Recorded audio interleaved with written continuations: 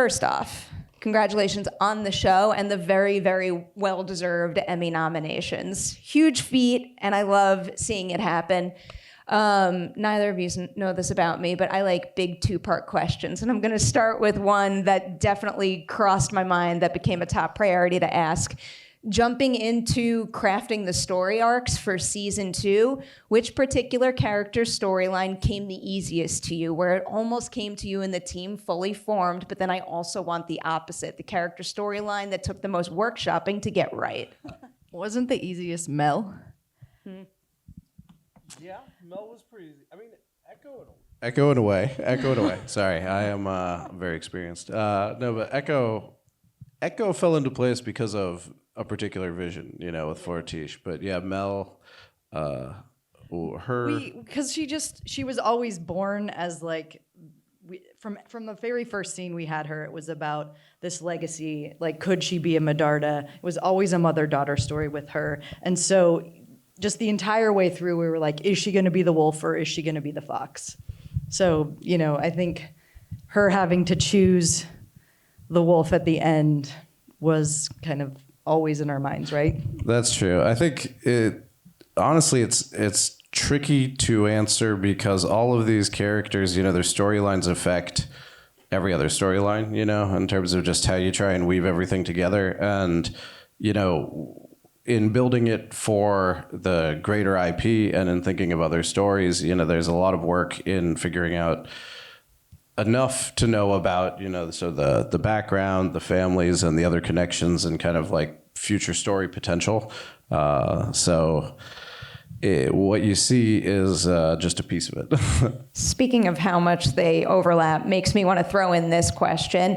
As you are crafting this storyline where all the characters kind of intersect, is there any particular character, especially in season 2, that wound up being a more instrumental part of the overall story than you two ever imagined when you first started working on the show? There's a bunch.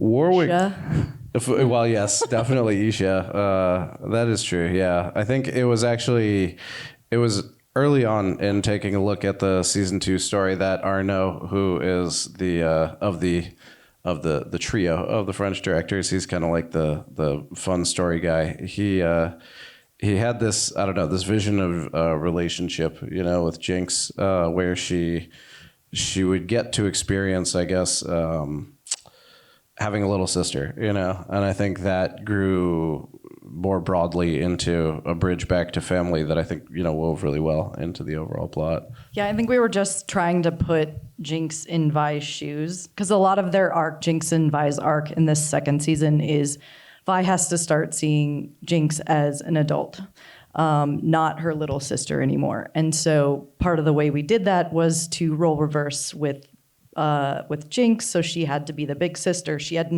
learn what it was like to be Vi and how much Vi worried for her. And then we got to see Vi, from Vi's perspective how that made her see Jinx as an adult. And so then she had to trust her choices and accept what she wanted instead of putting her own sort of wants onto her little sister. It was such an effective storyline that, like you said, impacts so many characters. So focusing on characters now, focusing on specific scenes. And again, big two-part question. From season 1, what was the single most difficult scene to see through to fruition, and how does it compare to the scene of season 2 that was the toughest to see through to the finish line? I mean, I'm gonna go. They're with all the finale. terribly difficult.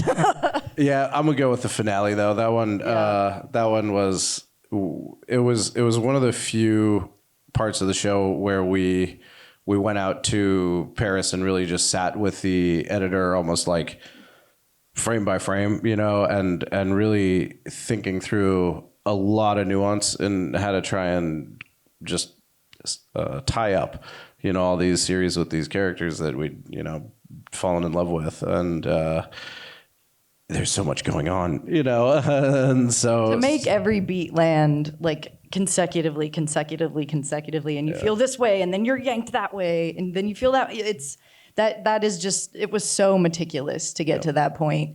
And then since this is a two-part question, I'll go back and answer the first part. I'll take it. Which is, so I actually think also episode 9 in the first season, because Yes. remember, if you don't remember, Alex and I wrote a version of the last episode, which was similar to what you guys saw here, but it was meant to be for season 1. So obviously it was less elaborate and involved because there was less story arcs that had wound up. But we had a version where they went straight from Jinx bombing to everyone raiding the whole war happened right there. So, they decided, after that was written, that we needed to expand season 1. We were going to make season 2 all about the war and lead up to that and add a whole nother season. And then you guys had to go back and rewrite the 2 episodes at the end to accommodate that. Yep, and we had to just figure out how to have something that would feel like a finale, for what we thought would be kind of like the cliffhanger moment leading into the finale, and it was interesting. There were a lot of ideas thrown around, and I think it was like almost like a later consideration to have something more intimate, like sort of like take things away from the splashiness of kind of so many of Jinx's other antics. And I don't know, it was really beautiful. I think Fortiche, that was another place where there was a lot of like really specific vision coming together. Do you remember the vision they had? They pitched us some scene from a movie that I don't remember right now because that was 4 years ago. That they referenced. And they're like, it's going to be like this scene. And I watched that scene and I was like, that is fucked up. Yeah, it was Texas Chainsaw Massacre. Yes. That it was tough to watch that and be like, yeah, kind of like that. I think you guys, you're really seeing it though, right? They're like, yeah, it's gonna work. We're like, okay. A lot of trust has Yep. gone into this relationship over the last, for you, 9 or 10 years now? That is the amount of time that people remind me. Yes. Oh, I have 2 follow-ups. I'll follow up on that point first. Given how long you've been working on this, I feel like there's going to be a bajillion answers to this, but is there any specific thing you wound up accomplishing with the show that you 10 years ago would go like, my God, I never could have imagined we'd hit those levels with Arcane? Everything. Yeah, I mean, I don't think I could pick anything that doesn't feel like that. Across the board. The every piece of it, the animation, the art, the 2D effects, the music, sound. I mean, like there really wasn't a single discipline or portion of the show that I felt like not blown away by, And everyone that we worked with, I think the commonality between us is like we just kept wanting to level up. So, if we did something first season, we're like, well, we can do more, better next season. Why not? Oh, speaking of leveling up then, what is something you all learned about the animation process that this show required making season 1 that you could directly connect to making something specific happen in season 2 that was more ambitious? All of the montages. That's true. Yeah, I think we leaned into Fortiche's ability to, from the music videos, be able to sort of like tell a lot of story in an impressionistic way, and In a short amount of time, in a different stylistic choice. You're feeling so much and you're understanding so much about the story without even having to have words to it. And so, I had a mentor, did Monica tell us this in the first season, who was like, you got to be able to put 10 pounds of stuff in a 5-pound bag. Yeah. And we just stuck with that. And like, by the time we got to that season, we're like, let's put 50 pounds of stuff in this bag. And also at the same time, I do think we learned how to leave room for things, like I think there were a lot of places where after we developed a trust, it would be like, this is where, like the music is just going to, like carry a mood, or, this is a place where we really want 2D effects, to like take center stage. And so I think it was season 1 was about all of the disciplines kind of like discovering what they could do and how to work together. And season 2 was really thinking, how to really just push things to the next level, right? Now that we had a sense of what could be accomplished. Yeah, my favorite example of that was in episode 7 when I was writing the create the Z Drive scene and and O plus Echo and Powder fall in love. So that was like, I got to write like, this is what's gonna happen. And then if you saw the script, you're like, that's like a half a page. And I was like, yeah, it's gonna be great. Fortiche is gonna nail it. And then I get to be surprised by how good it is, you guys. Fortiche loves that kind of thing. Yeah. So good. I'm so happy for Reed. I just love him as an actor. I don't know if anyone else out there watched The Wilds, but it was a show that he was great in that ended too early. So when I watched that and it ended and I was all sad, but then I got more of him in your show, I was super happy. And he's a great person. Yeah, he really is. He's just genuinely always positive. Like I Brings feel like so much energy to everything and passion. He's like a true artist. Yeah, the way really you see him in interviews, that's just him. He's just like that's a regular run into him kind of situation. Well, I'll stick with your voice cast then. He's great and like really like top tier casting across the board. Can you each name a particular scene from season 2 where something a voice actor did just kind of blew your minds in terms of how powerful that scene could be? Again, lots of moments. I think we asked a lot of our voice actors in particular, and like we asked a lot of our actors to be different than they were in season 1 and like radically different and still make us care about them or make us love them. I think Caitlyn in particular was a completely different character in season 2 and just so controlled by her grief. And like Katie just had such a line she had to walk there. And she just, she would come into every session just like ready to go all out.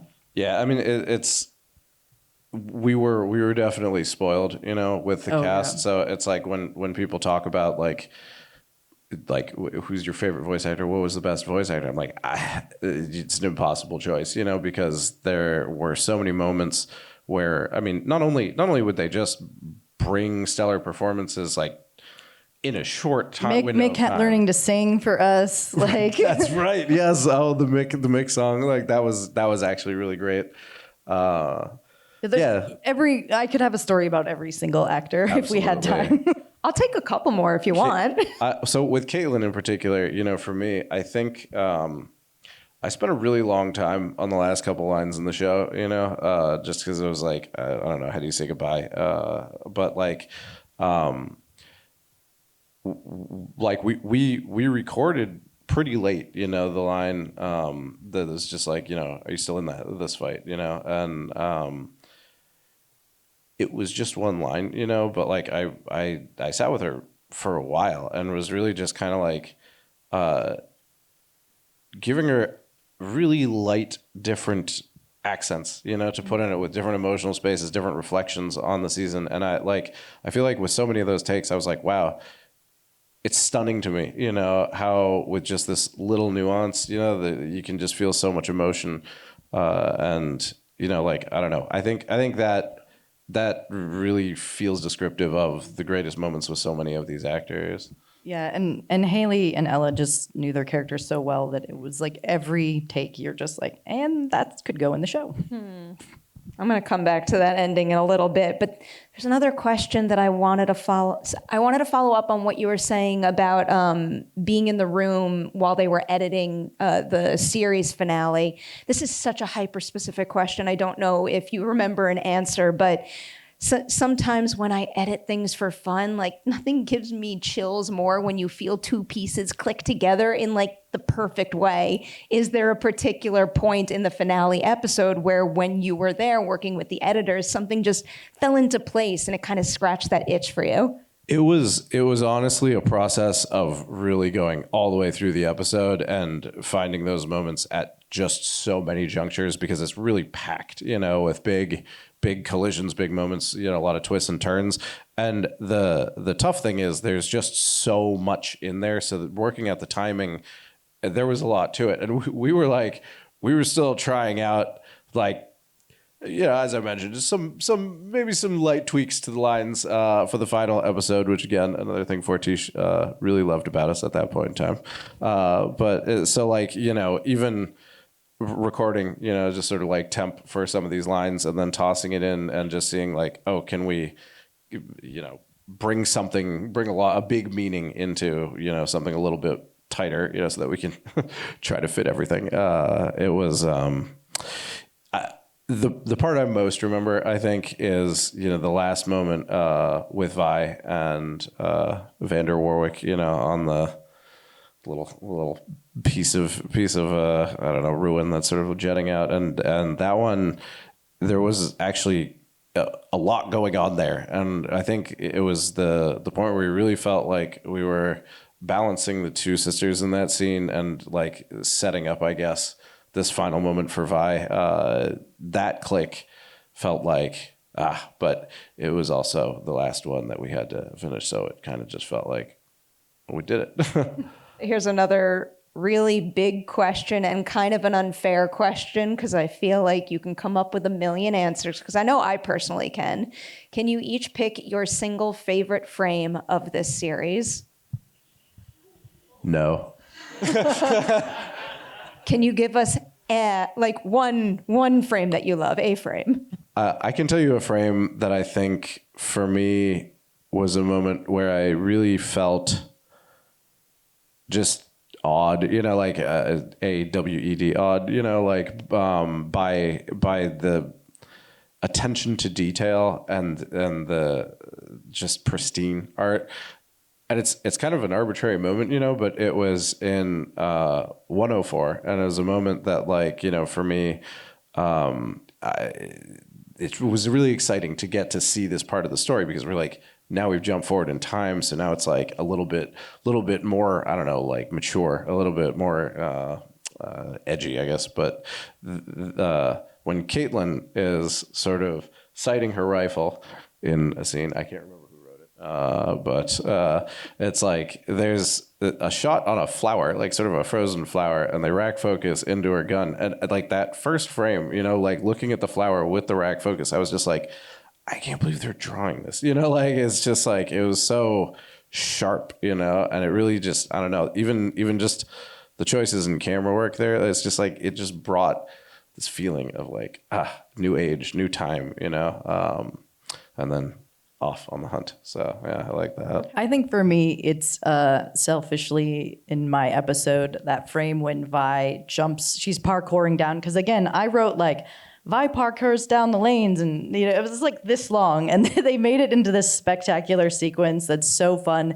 But when she jumps across, and there's that like kind of mural thing in the background, and then that was like in the trailer for the first time, and I'm like, I can't believe that like something I wrote in like so beautiful in a trailer, everyone's seeing it. I guess we're just kind of like clinging to like these first moments of like, it's alive. Well, okay. Picking from your episodes, season 2, the hug. There's something about when the light comes up and there's the hug, Oh, yeah, I cried every time. That one hits every time, like. But I cried in the animatic every time. Oh yeah, no, it 200 started in the times. animatic. Yeah, that's true. Yeah, I don't know. The episode 5 was really, I don't know, a lot of emotion in that episode that they really nailed. So much good stuff. All right, I let you two have a free-for-all with these first questions. Now I'm going to zero in on some specific things here. First high priority thing on my list is Caitlyn and Vi, and I got a couple questions about the two of them. Surprise, surprise. First one, I want to know about the kiss in episode 3. A couple questions about that kiss. First one, though, is can you kind of walk us through figuring out the right time in the series for that to happen? What was it about that moment and where they were at in their journey that made you know with certainty, like, this is the moment for that to occur? I'm so happy, because usually I'm like, man, if only Amanda were here to answer this question. I guess I could say a few things about that. Yeah. So for me, because we knew their relationship was going to be in game and that it was going to take the whole series to get to, I really wanted them to kiss. And I like it when characters are doing either the right thing for the wrong reasons or the wrong thing for the right reasons, because then you want to watch more. You're hoping, dear God, will they just do the right thing for the right reason? And you keep watching and you keep watching. And it feels very flawed and human to me. So in that we needed the kiss in the first time they kissed to be the right thing, but for the wrong reason.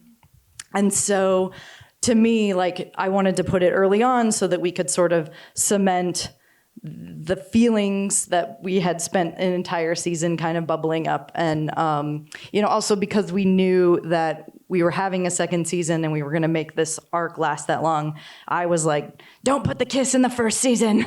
We need to make everyone wait, which unfortunately that was like torturing people, sadly. But again, we got the reaction that we wanted because you want when they finally do it to just to feel. Yeah, it just wasn't right. Well, because people were like, why didn't they kiss on the bed? And I was like, I mean, that was like sort of the first moment where they were able to let their guards down. And yeah, to us, it was like they just, they needed to be in that moment.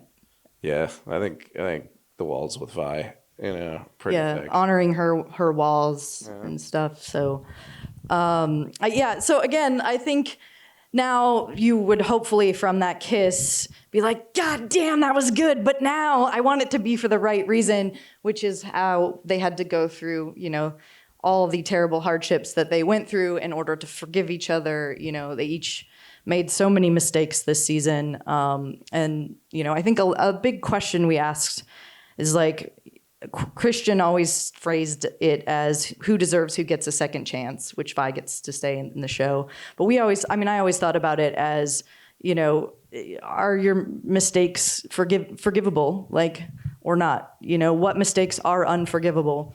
And so we had everybody making mistakes that were unforgivable, and then asked if they could be forgiven.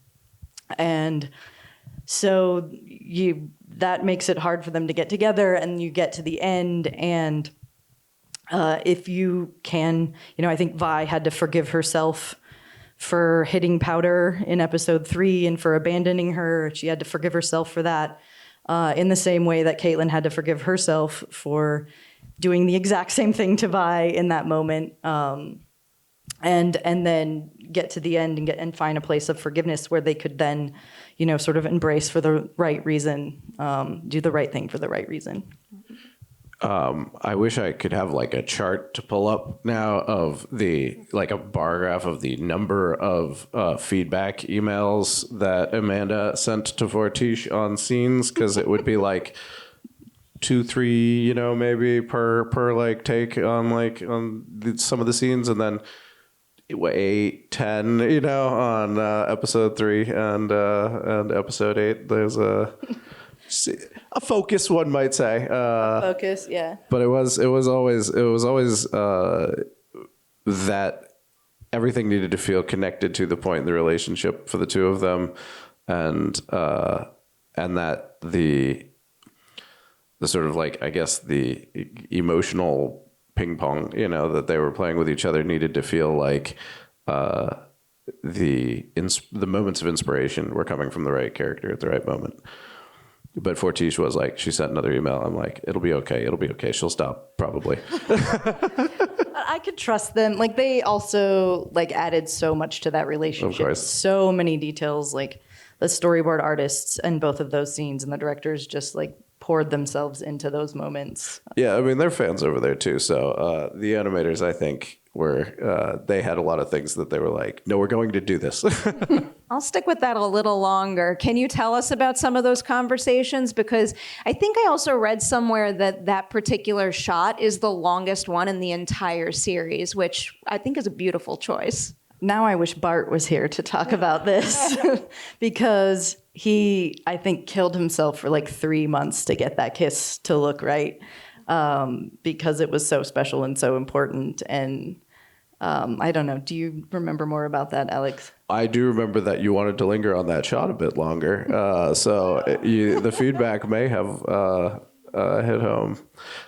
I'm kidding around, honestly. I think those scenes were important scenes. It was for everyone, it was something people just really wanted to nail. And so it was something that people were willing to put in the time to get it right. I think it was just that, for everyone, Amanda was sort of like the mascot of that in those scenes, because she really just took the flag and ran. Thank you for letting me do that. Well, I'll continue with your marathon there by jumping to episode 8 next. And I think that one is the most captured moment in Netflix history. So that is something else. What is it like? And that is a moment that fans have been waiting for a really long time. So what is it like crafting a scene like that, where it's not just giving it to fans to give fans that moment, but you're doing so with like grace and beauty, and you earn that point of their relationship? Yeah, I mean, again, we get to really trust the storyboard artist on this, because she added so much to the process. But yeah, that is just, it got to be the point where, Vi, who had always put others before herself, she was a character for us that was told at a very young age that she had to protect the family and look out for other people before herself. In that moment, she had to, just before that, she had to recognize that her sister was an adult and that her sister could make her own choices, and she had to respect that. And she had to think about who am I and what do I want, for the first time, frankly, ever.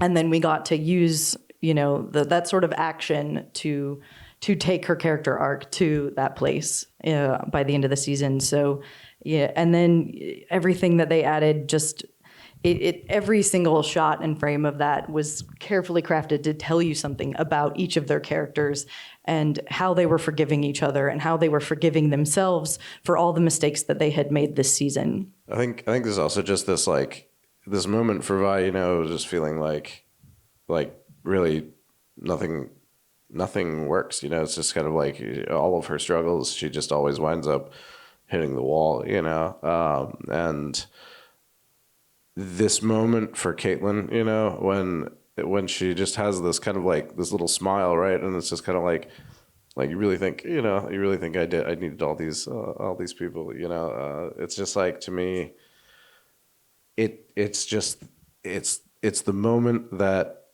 Vi can finally feel like Caitlyn's back, and that the warmth is real, and I think just the release of that in that moment is just like, and when Caitlyn arrived there, she expected Vi and Jinx to be gone and that she would never see them again, because she had let them go, because she loved her and she was going to let her go. So coming into that scene and getting the surprise that Vi is still there, it was also like a big moment for her. Got another question that pertains to the two of them, but also it's the end of your show. I am so curious about deciding to end your show with the line, "I am the dirty under your nails cupcake. Nothing's going to clean me out." Not only ending the show with that line, but also titling your finale episode that as well. It was a line that we'd written for that episode, and it was in a different spot, but I don't know, there was something about it that just felt like Vi finally felt like she had a place, and felt right there, and yet it didn't let go of the thing that Vi was, and I think that's like, I don't know, it felt like it was that, and it was a story about kind of just the relationship between Piltover and Zahn, and also just, I don't know, just a feeling of like that it can be a smile, I don't know, but it was a line that just Hailee nailed, and something that I just think, again, like sort of a Vi's back feeling too, All right, sticking with the end.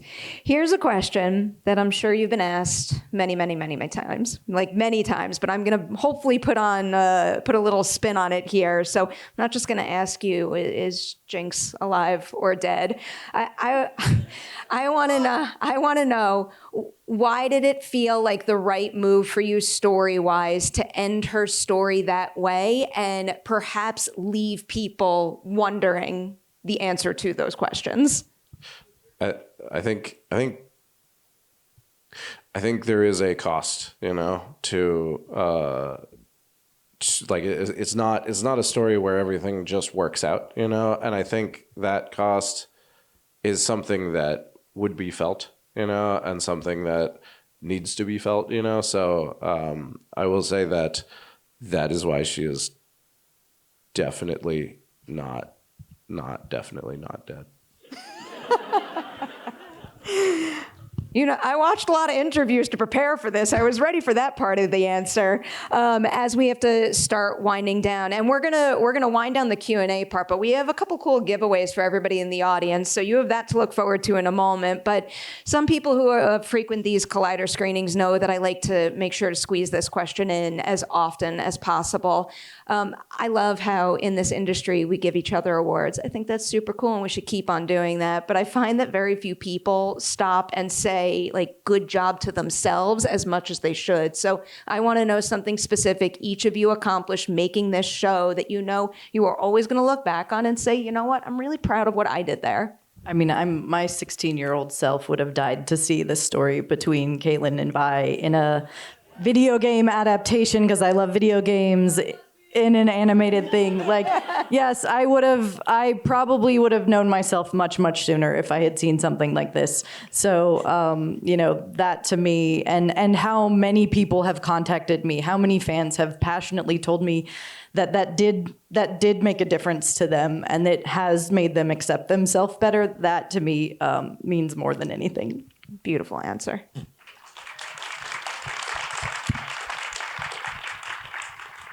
I mean, ultimately, I guess I'm just glad that, like, at one point I just was like, you know what, I'm just gonna go ask Christian if he wants to make a video team, and it's kind of a silly thing, but there's just been so many moments in my life where, like, I feel like I hit a point where I've just been, I don't know, plateaued or just kind of like stuck, you know, and so often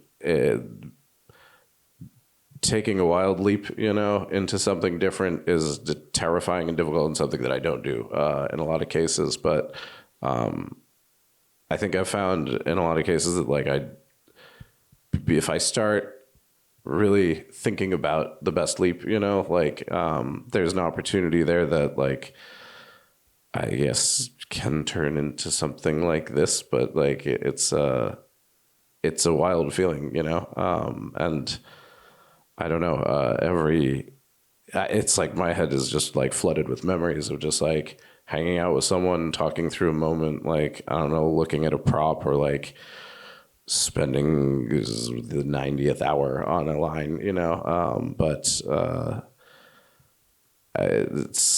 it all comes together into, you know, the story for us is the story of making it, you know, and I think it is as rich, I hope, you know, as the story feels for you guys.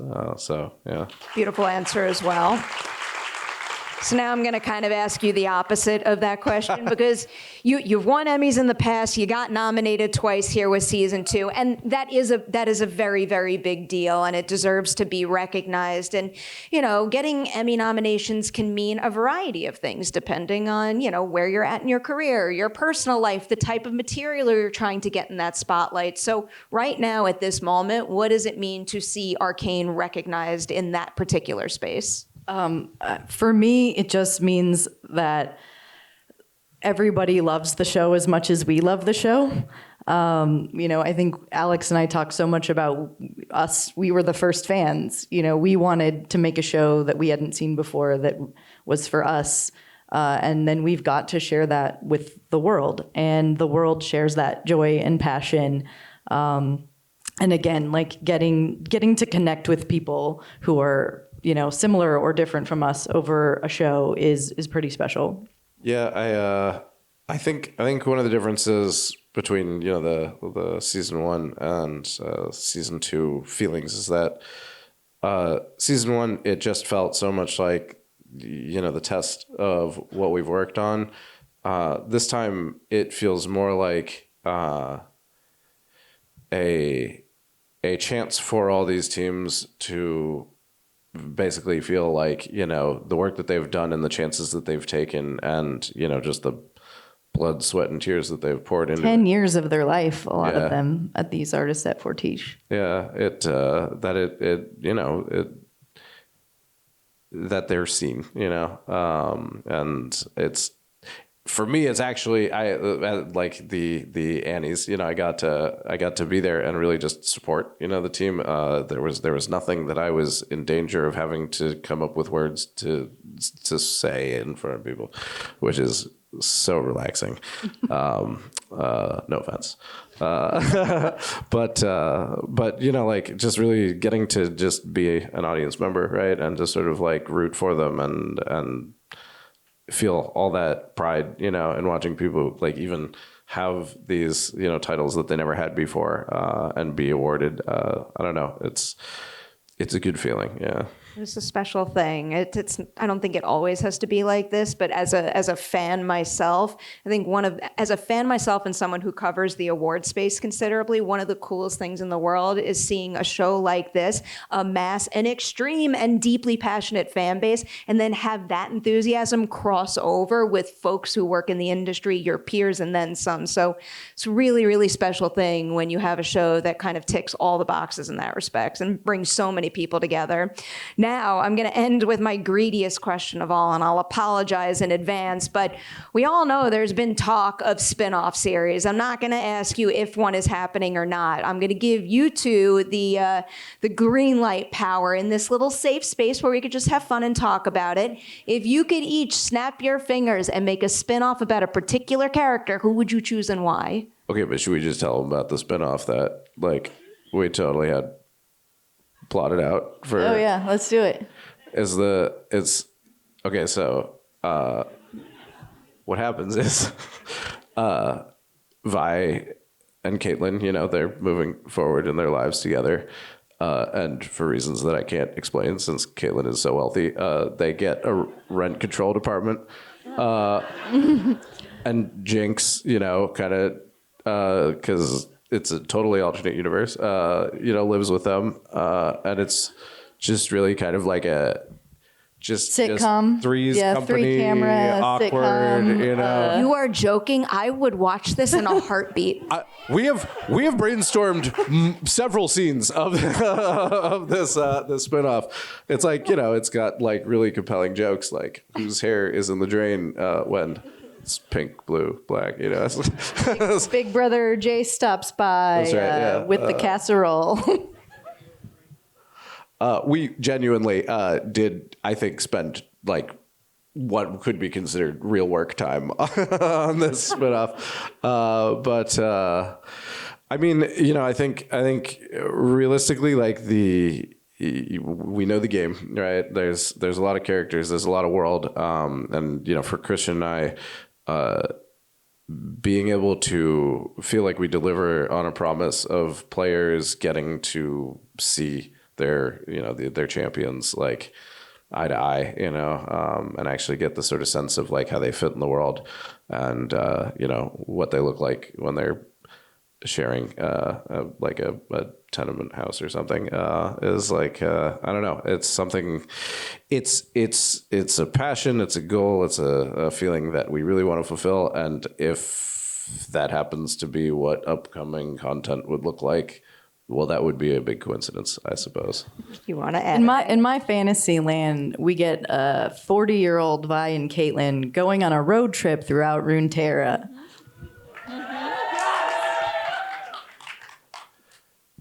Shenanigans ensue. You look like you were going to add something. Who drives? Oh shit! How's that going to work out? That show would also have an epic soundtrack. Oh yeah. I like to say Collider interviews are a place where we manifest things. So I hope we've just spoken all of this into existence. Before I let the two of you go, I think we got some giveaways. All right. So I'm putting the power in your hands right now. We got a couple things that we can give away. And I think the way we're going to do it is if you want to throw out a trivia question, first person to raise their hand with the right answer gets something. The stuff that we're giving away tonight came from Sideshow Collectibles, which is like a wonderful company if you're not familiar with them. They have the coolest stuff for every fandom out there. Please go look them up. You cannot go wrong with any of their products. So huge thanks to them for being here tonight and giving you some cool stuff. Congratulations. Queued up, huh? Again, to both of you, huge congratulations on 2 wonderful seasons and some very, very well-deserved Emmy nominations this year. So happy for both of you. And to everybody out there, thank you so much for coming to this Collider screening of Arcane. And thank you so much to Netflix for making all this happen.